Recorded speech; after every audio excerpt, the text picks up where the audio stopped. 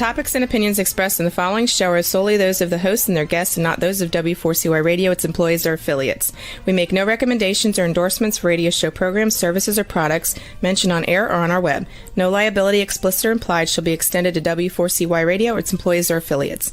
Any questions or comments should be directed to those show hosts. Thank you for choosing W4CY Radio.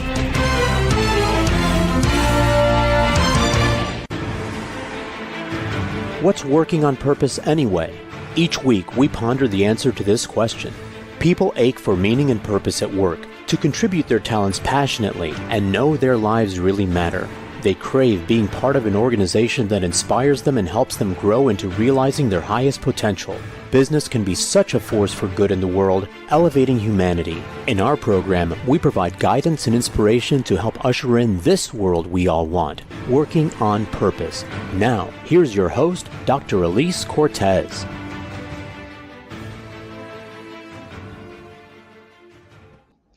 Welcome back to the Working on Purpose program. Thanks for tuning in again this week. Great to have you. I'm your host, Dr. Alise Cortez, joining you live from Dallas, which is home base for me. If we've not met yet, you don't know me. I'm a management consultant, organizational logotherapist, speaker, and author.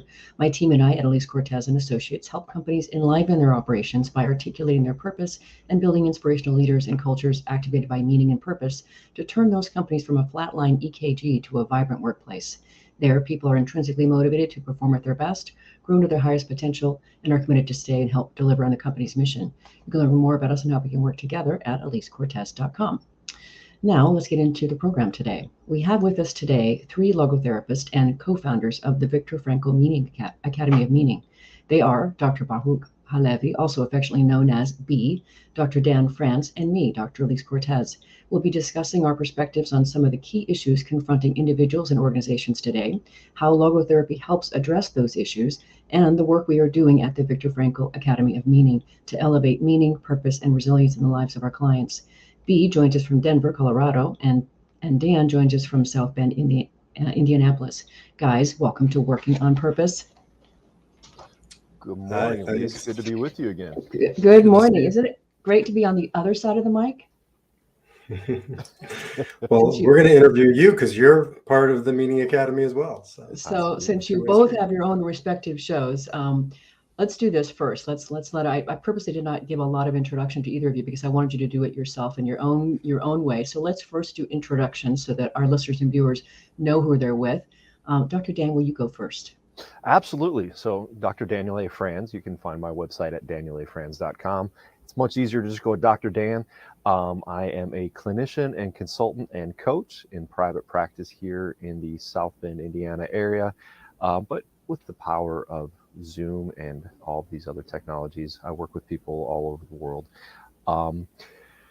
My passion for meaning has a lot to do with Dr. Viktor Frankl's Man's Search for Meaning. And ever since reading that, I've dived very deep into that to try to help individuals, groups, and organizations really find a way to first understand, but then to bring the concept of meaning to their lives and to their days.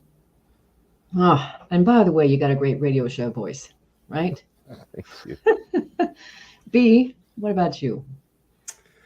I am B, Baruch HaLevi. Most people choose B. So I am here in Denver, Colorado, where my family and I moved from Israel about 3-4 years ago at this point.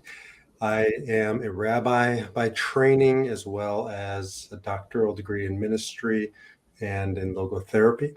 And I am very passionate about, as both of you, the work of Dr. Viktor Frankl. I've been really touched by his work personally for about 25 years at this point, and professionally really incorporating it into my both work as a rabbi and then now as a logotherapist.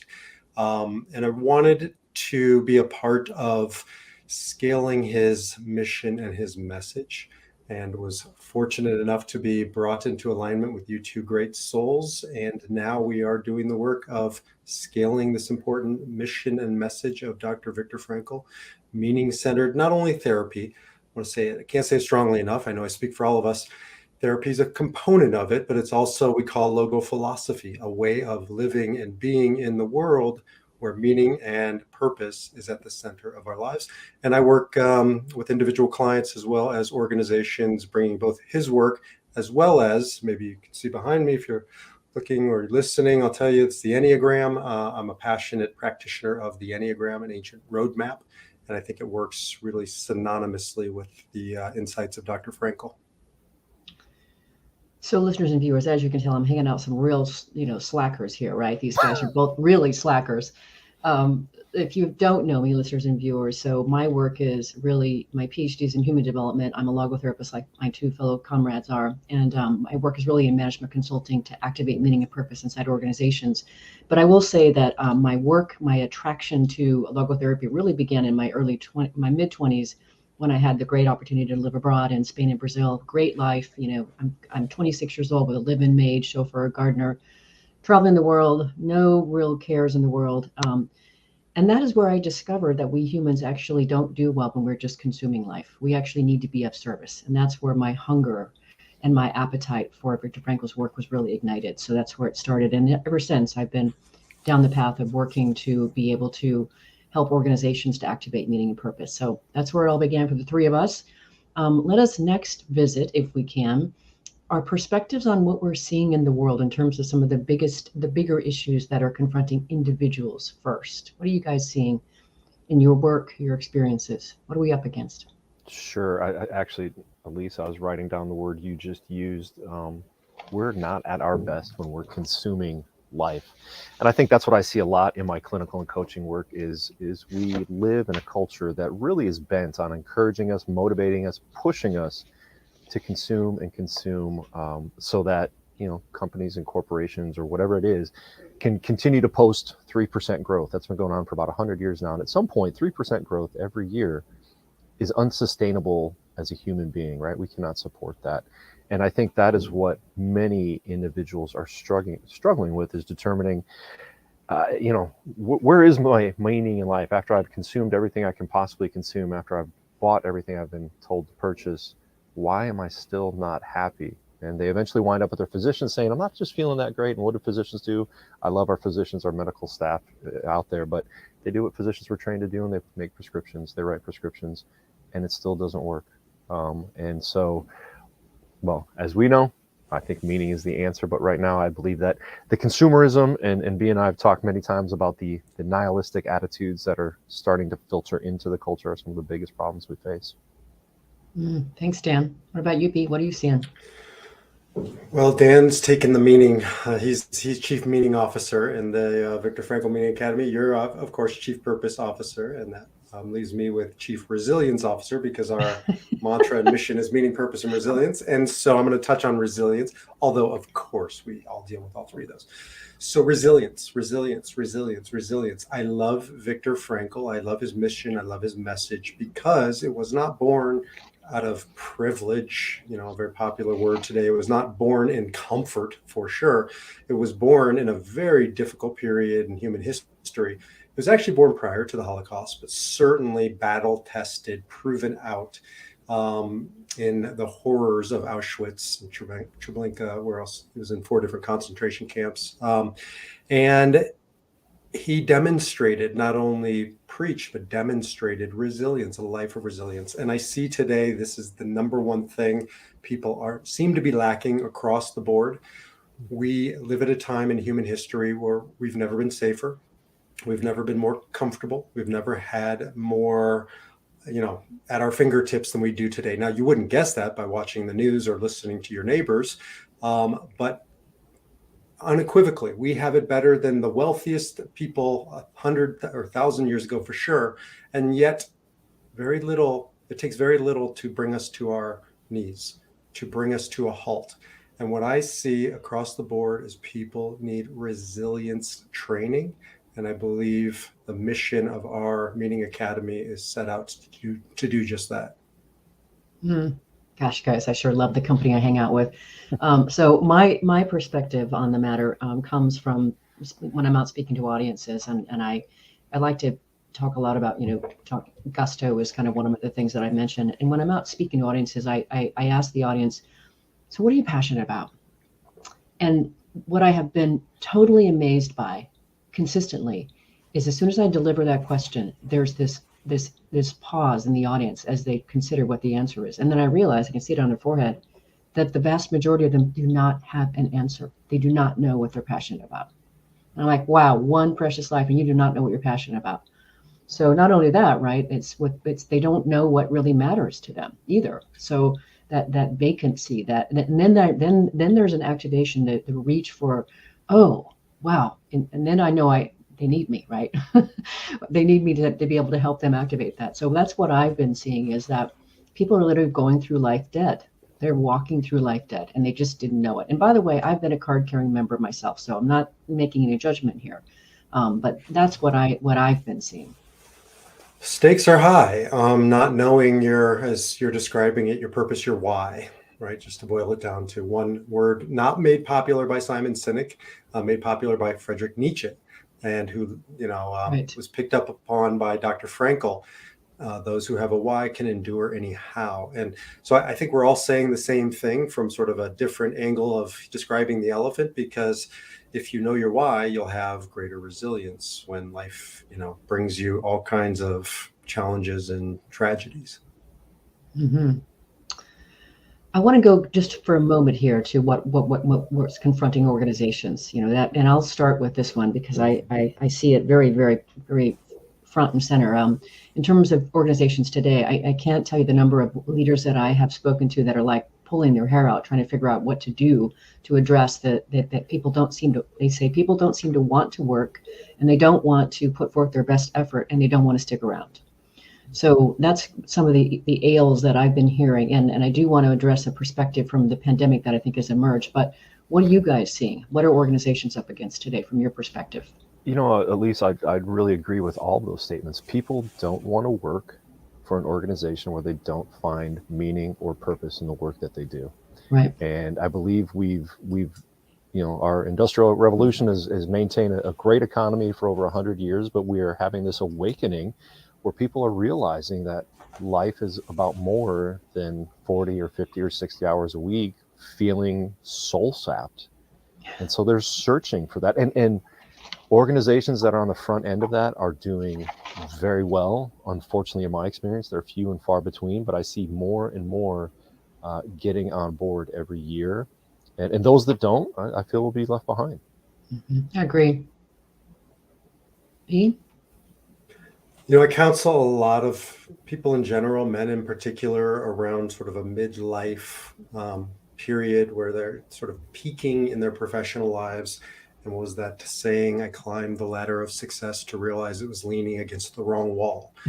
And so I spent a lot of my life talking them out of leaving, or as I say it, changing their context. Sometimes it's easier to change your context than to deal with the content.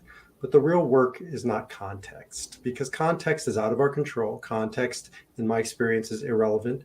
If Frankl can find meaning in a concentration camp, you can find meaning at IBM or wherever you're working.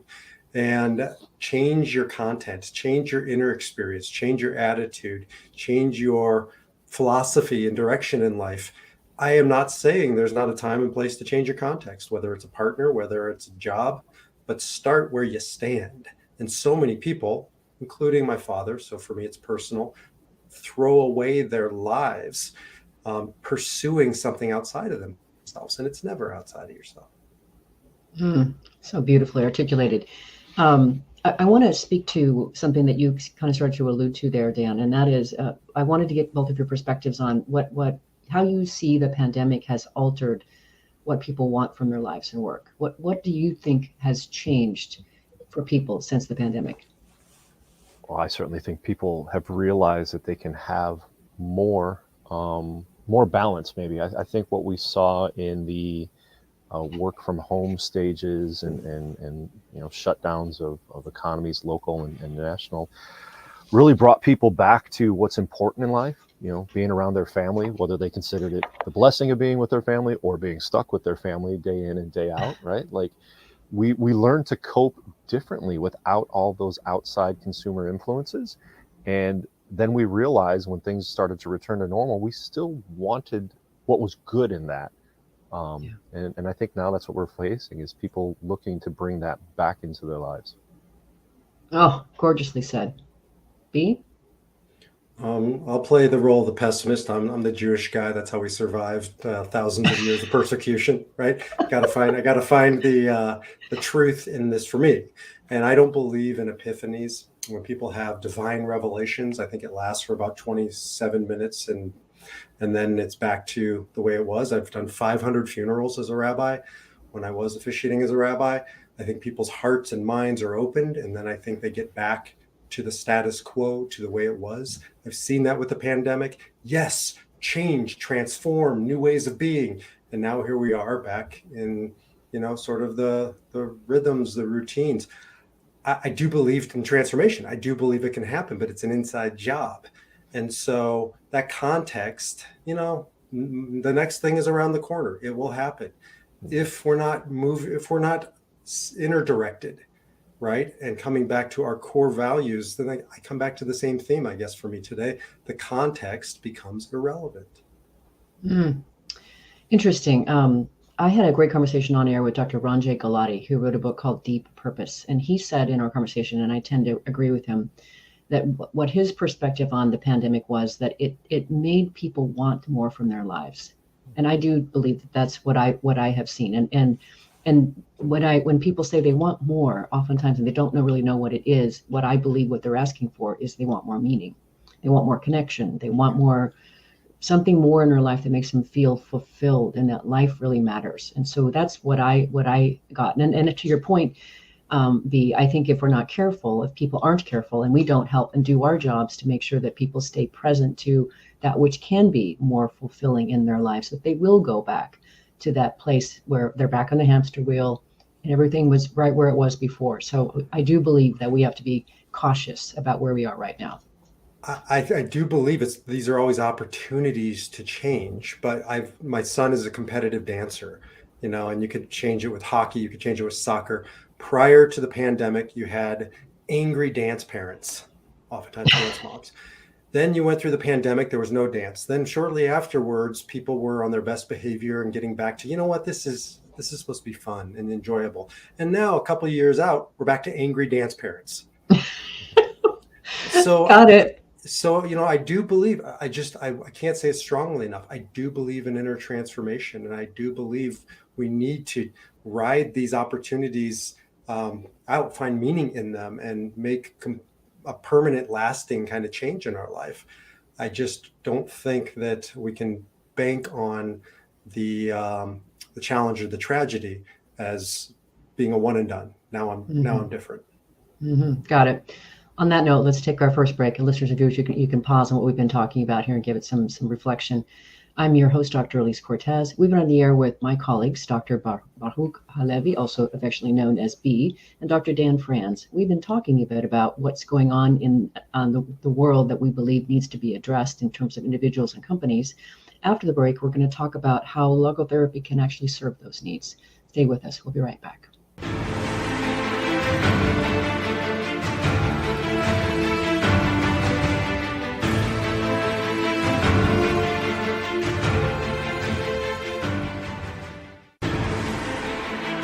Dr. Alise Cortez is a management consultant specializing in meaning and purpose, an inspirational speaker and author. She helps companies visioneer for greater purpose among stakeholders and develop purpose-inspired leadership and meaning-infused cultures that elevate fulfillment, performance, and commitment within the workforce. To learn more or to invite Alise to speak to your organization, please visit her at alisecortez.com. Let's talk about how to get your employees working on purpose.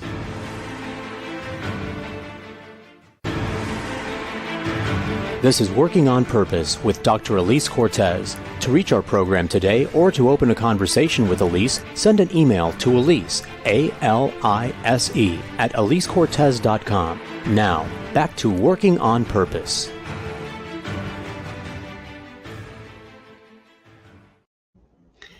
Thanks for staying with us. Before we get back into the program, I do want to announce that I'm very excited to bring to you the Purpose and Joy Tour. This is a collaboration with Joyly, an organization that teaches mindful practices to build happy, healthy, resilient world, and my firm, Alise, Cortez and Associates, that activates meaning and purpose in company culture and leadership to increase fulfillment, performance, and retention.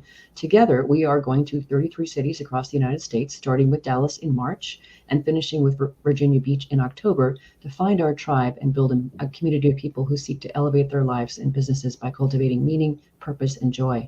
You can find the list of cities, dates, and planned events at gusto-now.com on the events or tour tab, and then go to the city.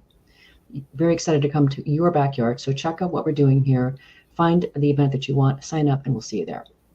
If you're just joining the program today, my guests are my colleagues, Dr. Baruch HaLevi, also known as B, and Dr. Dan Franz. I'm your host, Dr. Alise Cortez.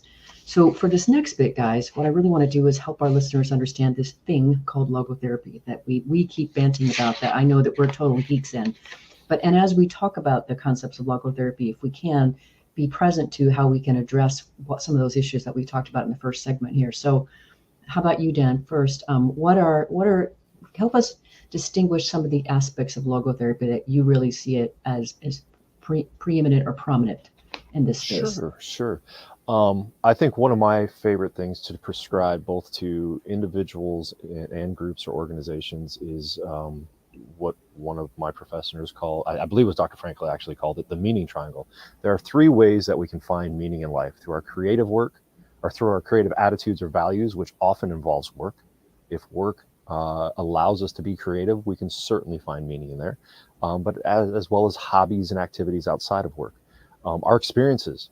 I love to travel. I love to travel with my family sometimes, most of the time, but to get out and to experience life and to enjoy different sights and sounds and general experiences. And then through our attitudes, right? Particularly our attitudes through difficult times, through struggling, and through suffering. We can choose to be downtrodden and depressed and annoyed at times of difficulty, or we can choose to find meaning, to find purpose, to find opportunity in difficult times. So through those 3 aspects of our lives, creative attitudes, experiential attitudes, and our attitudes towards life, we can discover meaning. And I find that to be something, again, I think I took 2 minutes to describe that, something so simple to prescribe, but so hard to go out and do on a daily basis.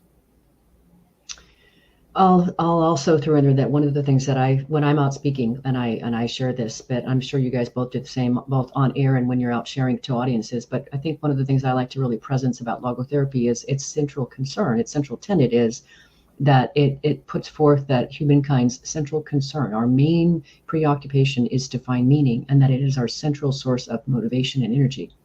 I find it's amazing when I share that with audiences how people seem to be wrapped by that. Right. So I want to throw that out there as one of the things. So if in organizations we're looking to get people to be more motivated to do their work, to perform, well, then supply more meaning or help them find more meaning. B? My apologies. If I look like I'm being assailed by a moth, it's because I am, and I can't catch it. So he's in here, but I'm trying to change my inner experience of it. I can't change the context.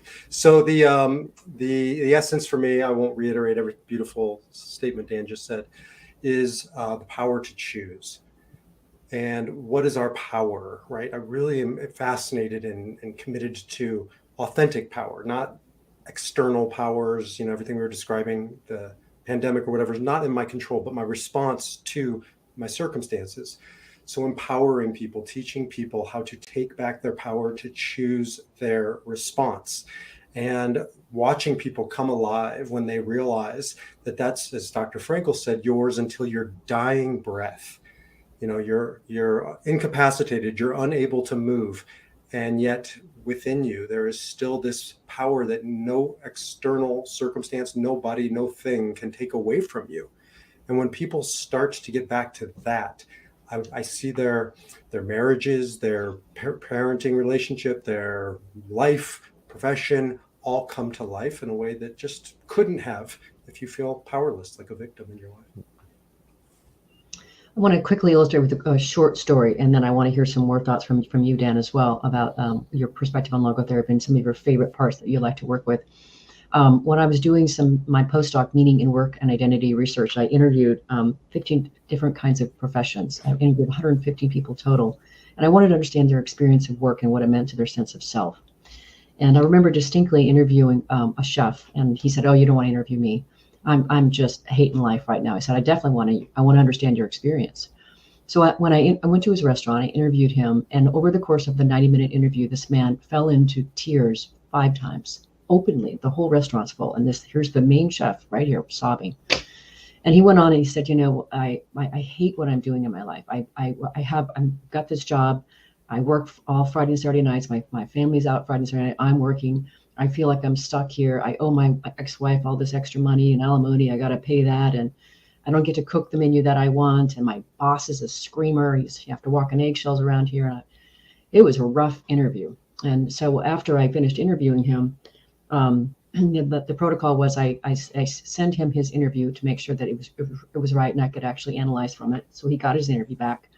And then I went through and I found these 15 modes of engagement from my analysis, and all the way from the most engaged, fulfilled one, which is transcendental connection, and then living my purpose. And the very, very last one, the most negative, awful one that I found was existential crisis.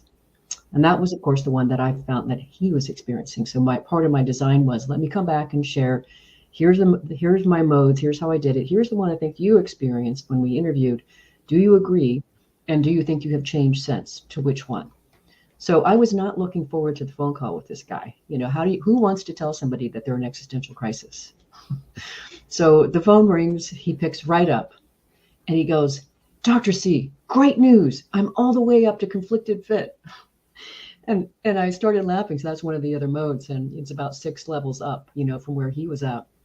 And he said, what happened was, after you interviewed me, and after I read the transcript, I gave that transcript to my wife and to my mother, and they both stopped. They had no idea that I was feeling the way that I was feeling. And so that changed the dynamic, that piece and that our connection. And there was more support and connection and offers to help, and more conversation happened out of this. And he said, "I still work at the same place." He said, "I still have the same crappy hours. I still have the same screamer boss. But what I've come to understand is that I've got a great job. I make really good money. I can send both my kids to college. And my kids are actually really proud of where I work. And nothing has changed except his attitude, the way he has chosen to respond to the circumstance." So I think that's a really powerful illustration of just kind of what you were talking about there, B. Absolutely. Dan? Yes, I just love it. I want to answer one of the questions you asked in there. Who wants to tell people they're in existential crisis? This guy. I do. I love that, right? B, right? And because we've described, we are logo nerds, that really so many people in existential crisis and don't even know it, right? And that's the times we live in. One of the most prosperous, safest, wealthiest times in human history, yet so many people in this existential crisis. So who wants to point it out? These guys, right? Because only when we know we're in existential crisis, as your example showed, only when we know can we do something about it. And that's really the fun of what we get to do, is to point it out to people and then share with them the different ways. I love this idea. So many other people, what would they have said to this chef? Well, get out, find another job, go do something different. And what he needed to do was shift his attitude. And Dr. Frankl tells us that in Doctor and the Soul, his chapter on meaning at work, right? It's not the job that you do that gives it meaning, right? It's how you approach it. It's your attitude towards it. And that's so important to help people learn. And I just love that example that you helped that individual find that and help them to break through that existential crisis. Mm-hmm. It was incredibly satisfying. And by the way, really quick, and then B, I'd love to hear a bit more about your perspective on these different logotherapy principles that you like to use and work with. So the conflicted fit mode of engagement is for people that generally are working in the right kind of work, but probably in the wrong environment. They don't get to fully express. So he was doing the right work, but he's still not exactly in the right environment. But it's okay. He can deal with it for now, because he's now developed some coping mechanisms and a way to choose his attitude. So So I just wanted to make sure I distinguish that for those who are like, so great, he's in conflicted fit. That doesn't sound good either. And it's not optimal, but it's better. B, what other things do you like to work with in logotherapy?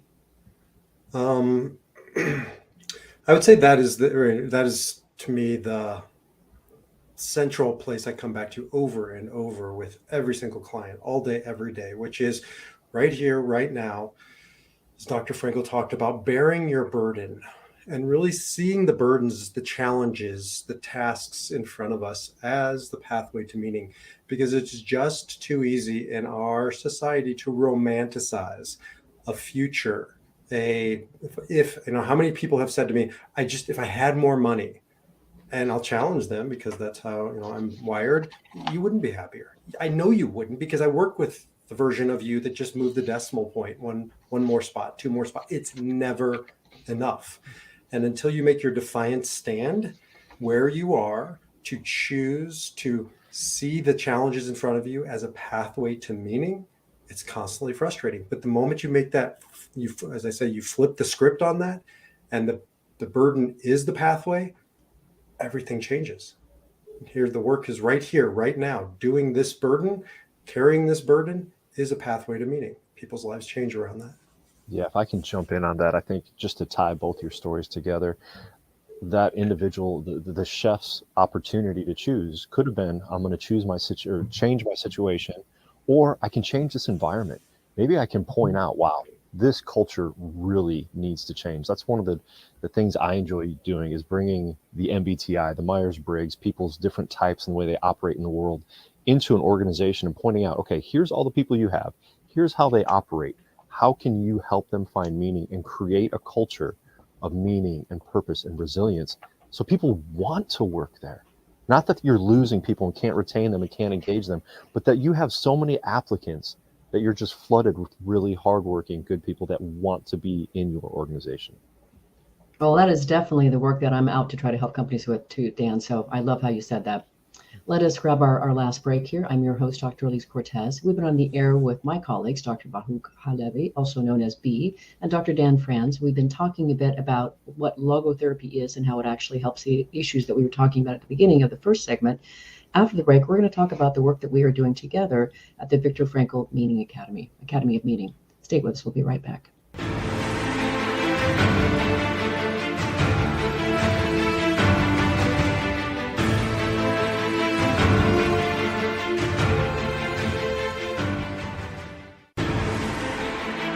Dr. Alise Cortez is a management consultant specializing in meaning and purpose, an inspirational speaker and author. She helps companies visioneer for greater purpose among stakeholders and develop purpose-inspired leadership and meaning-infused cultures that elevate fulfillment, performance, and commitment within the workforce. To learn more or to invite Alise to speak to your organization, please visit her at alisecortez.com. Let's talk about how to get your employees working on purpose.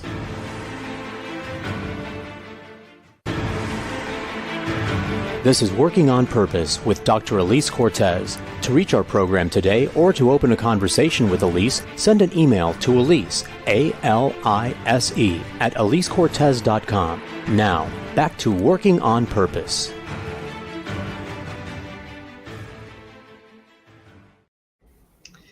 Thanks for staying with us, and welcome back to Working on Purpose. I mentioned in the last break about the Purpose and Joy tour that we've been launching. The two latest books that I wrote that are part of that tour are The Great Revitalization, How Activating Meaning and Purpose Can Radically Enliven Your Business, which helps leaders to learn how to build elevating and high-performing cultures in leadership. The other latest book is Coloring Life, How Loss Invites Us to Live More Vibrant Lives, which helps people navigating loss to transform to growth and vitality. You can find both on Amazon. If you're now just joining us, my guests are my colleagues, Dr. Baruch HaLevi, also known as B, and Dr. Dan Franz. I'm your host, Dr. Alise Cortez. So for this last bit, let's talk about what we're doing together. So let's talk about and share where this whole idea of the Viktor Frankl Academy of Meaning came from and what we're up to. That's got to be on you, B. Good call, Alise. I totally agree. For, 25 years, I've been in a community building business. It happened to be, as a rabbi, it happened to be at a synagogue for most of that time. But then I left. I went to the entrepreneurial world, and I was living in Israel, in in the Silicon Valley of Israel, in Tel Aviv, called Startup Nation. And I realized tribes and communities come in all forms. And this was my new tribe. This was my new people. And then I left there and came back to the States and realized I need a tribe. I don't really care what the form is. I just care that it's built around values, shared values, purpose, meaning. And for about 5-6 years, I've been sort of longing for that community of meaning seekers, as we call them. And so a couple years ago, connected with Dan, and more recently connected with you, Alise, and have been just enamored by our shared vision of we need a meaning tribe. And it can be virtual. It also will be in person. And the world right now is hungry for meaningful community. And so really that's been my driver for a very long time, but now it's taken shape around Viktor Frankl's philosophy and bringing people together around meaning, purpose, and resilience to build a community. Pretty darn awesome, right? I'm exceedingly proud to be part of this, guys. I mean, just really, I do pinch myself sometimes going, how in the heck did this ever happen? So let's talk about, for our listeners and viewers who are going, okay, so what is this thing, all about? So you guys have had various experiences, conversations with our clients and the people that are coming to our community. From your perspective, share what you're hearing, why people are showing up. Why do people want to be on the meaning mastermind calls? Why do they want to be part of the Facebook community? Why are they partaking of the programs? For so many reasons, Alise. I think what we've all encountered is people, they feel this internal calling, but they're not sure how to identify it, right? There's an intuitive need for this meaning that most people are experiencing. And when we bring that up to them in different ways, whether it's mothers at home with their kids or CEOs of corporations, they say, wow, yeah, that really makes sense. Where do I get more of that? We all just shared a podcast, a pretty popular one yesterday, of two people talking about this. Yeah, this Viktor Frankl guy, he really had some things to talk about, but we need to know more. And all of us said, hey, we got it. We know a whole bunch more, and we just can't wait to share it. So I think there's a very, nearly primal calling to discover meaning, to find meaning, but many people just, it's been buried, right? One of the great analogies I had in my studies was many of us, our soul, our spirit is this anchor. And right now that anchor is muddied and buried in the muck. And our role as logotherapists, logophilosophers at the Meaning Academy is to help people uncover that anchor, to find that human spirit and what's calling to them and how to discover meaning. Yeah, this morning I was just at a yoga class, and the teacher degenerated into what I call yoga babble. And it was just like this message. I didn't know what she was saying. She was trying to impart a meaning message, and everybody's just kind of looking like, I'm not sure what to do with that. People are hungry. These are the institutions that churches and synagogues and rotaries. These were the places people used to go for community and for messages. Most of the people I know aren't going to those places anymore. If you are going, that's wonderful, and I encourage you to keep going. But most of the population is looking for both a place to gather around these ideas and a structure, a message, a mission that has withstood the test of time and makes sense. And this makes sense.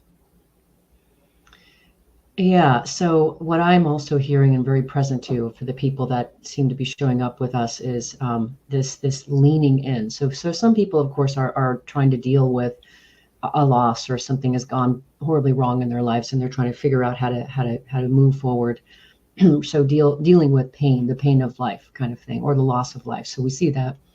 And what's been present for me too, even just recently in some of our meaning mastermind calls, is just this reach for connection, meaningful connection that where we're actually talking about things of substance.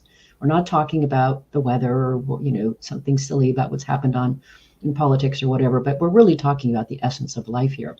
So that's some of the things that I've been seeing. And then in addition to that, really seeing people wanting and recognizing that they can be turned on by their own lives. They can do it themselves from the inside out. and that they just need a little bit of help, a little encouragement, and to your point, structure, a way, a philosophy, an approach to be able to activate those meaning systems and that intrinsic motivation to realize the life that they really want for themselves. One thing I would add is one of Dr. Frankl's contemporaries, Carl Jung, had an idea that there's a morning of life and an afternoon of life, and they're just different sets of rules. And yet most people I know are still living in by the morning of life rules in the afternoon. And as Jung said, what works in the morning will fail you in the afternoon. Where do you go to learn a new set of rules? I've done so many funerals of successful people who have succeeded mastery in business, as an example, and their parent dies, and they're completely ill-equipped for this space because they have mastery in one realm, but they don't have mastery in the other realm. And in the other realm, this afternoon of life realm, the second half of life, we need a place to go and we need systems to turn to. And I believe that's a pain point we're addressing. And when we don't have those systems, when we don't have those places to go, like the Meaning Academy, what happens when we're ill prepared for that next phase of life is we see so often the existential crisis or what has almost become a joke in the midlife crisis, the successful businessman buying the expensive sports car and still not finding meaning in it. So our goal is to help people realize you don't need the expensive sports car. You just need maybe a tribe. You need connection. You need somebody saying, hey, here are some ways to go find meaning in your life. One of the things that I appreciate about what we have created together, the three of us, is that we also each bring some respective areas that we were drawing on before we came together. I bring this. I'm a certified Gallup certified strengths coach. Dan, you're MBTI, correct, and B, you're the Enneagram guy. And I think it's really quite unusual that we, as an organization, can provide these other ways for people to really better understand themselves. With and through the meaning and the logotherapy stuff that we provide. So I think that's amazing. And B, I know you have really developed defy your number. I would just challenge, because that's what I do, that idea. I think yes, and I'm not the Enneagram guy, although I do refer to myself, at a cocktail party that way, just because it's easier to explain. But I'd like to have some and friends. It's funny, yes. Other than Dan and you. So, but I'm a Frankl guy, and you're Frankl teacher, and it happens to be that the Enneagram is a great delivery mechanism for his teachings, and MBTI and Strength Finders, if I may speak for you.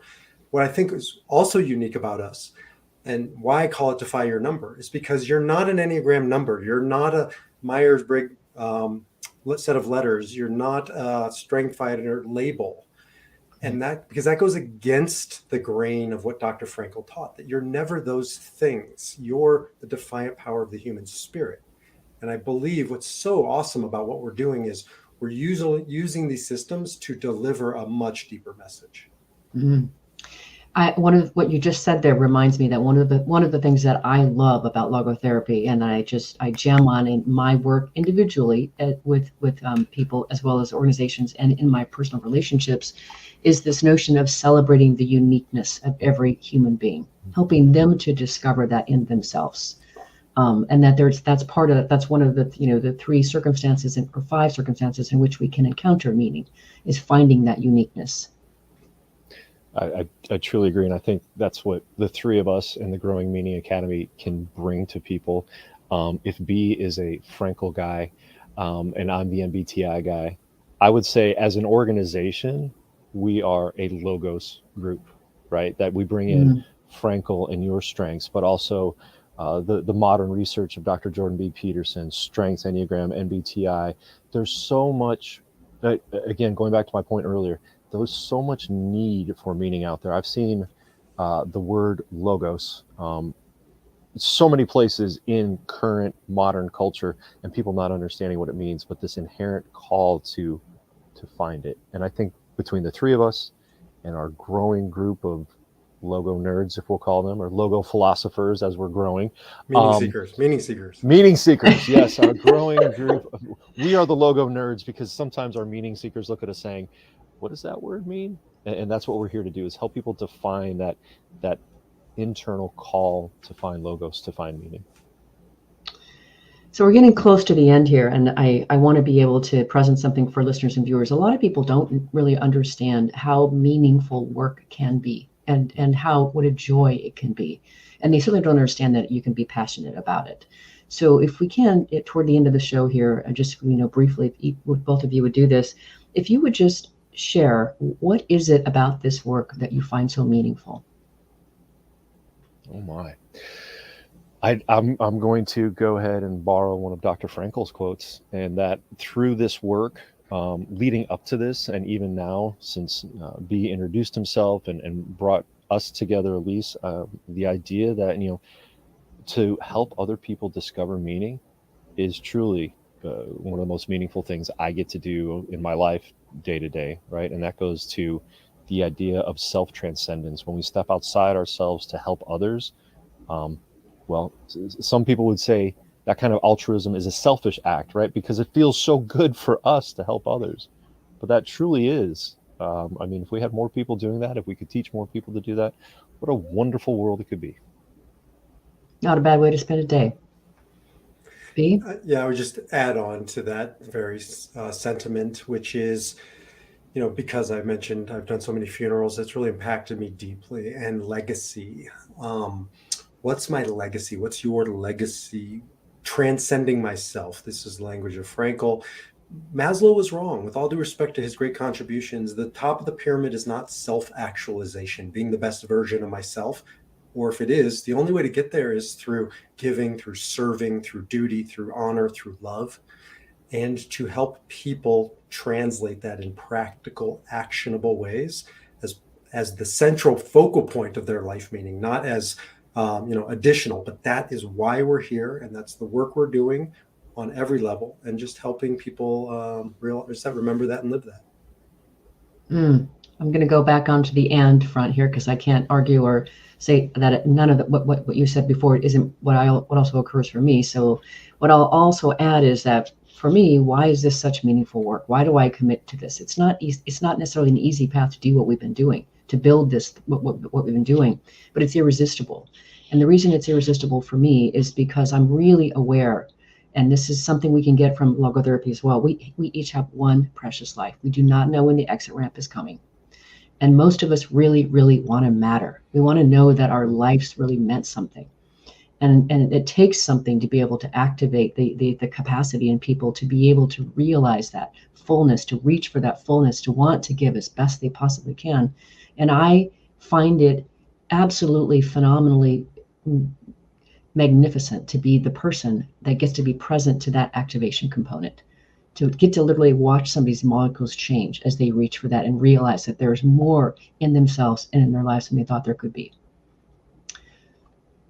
I totally agree. Seeing people have those aha moments individually is so powerful, but when those people are a part of an organization or a corporation, and that aha moment starts with one person and filters through to the group, and maybe to the leadership team, maybe to the corporation, what a powerful experience that is. And by helping them just find some simple changes they can make to help more people discover meaning, what better way, again, as you said, what better way to spend a day? And I would just add one last thing, and I call that trickle-down transformation, because like if you're the CEO, I'm sure lots of leaders are listening to your show. It trickles down to the people around you, to the people who work for you, to the culture of the organization. It starts with you. Well, and then those individuals that are inside that organization, then they go home.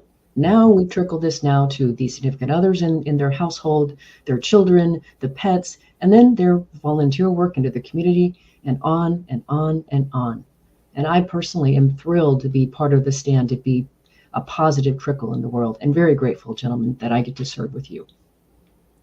Thank you. Well, Alise, it's certainly an honor to work with you. And B, thanks, man. Thanks for bringing us all together and making this happen. I'm so excited for the work we're doing at the Meaning Academy, and can't wait to see. I love what you described, Alise, that trickle-down effect and being able to really have a positive impact in the world. Final words, B, before we go our separate ways?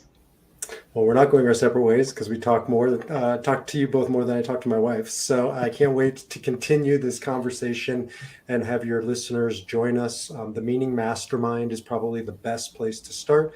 Thursdays, noon Pacific, 3 o'clock Eastern, where we just gather together as a starting point for our meaning tribe, meaning seekers, just to come and participate in a meaningful conversation. Awesome, guys. It is really great to have you on my show and get to share the work that we are doing together. I want to thank both of you, Dan and B, for being on and contributing. Yes, you're right, B, we will talk again, but just not here on this program, for at least not today. Listeners and viewers, if you want to learn more about the three of us and the work that we're doing at the Meaning Academy, you can just visit themeaningacademy.com. There you can check out the Meaning Seekers Call that happens each Thursday at 2 p.m. Central, along with our programming, what we're each up to. We will see you next week for another nourishing conversation. And remember that work is an integral and an important part of our lives and can be one of the best adventures and means of realizing our potential and making the impact we crave. So let's work on purpose. We hope you've enjoyed this week's program. Be sure to tune into Working on Purpose, featuring your host, Dr. Alise Cortez, each week on W4CY. Together, we'll create a world where business operates conscientiously, leadership inspires impassioned performance, and employees are fulfilled in work that provides the meaning and purpose they crave. See you there. Let's work on purpose.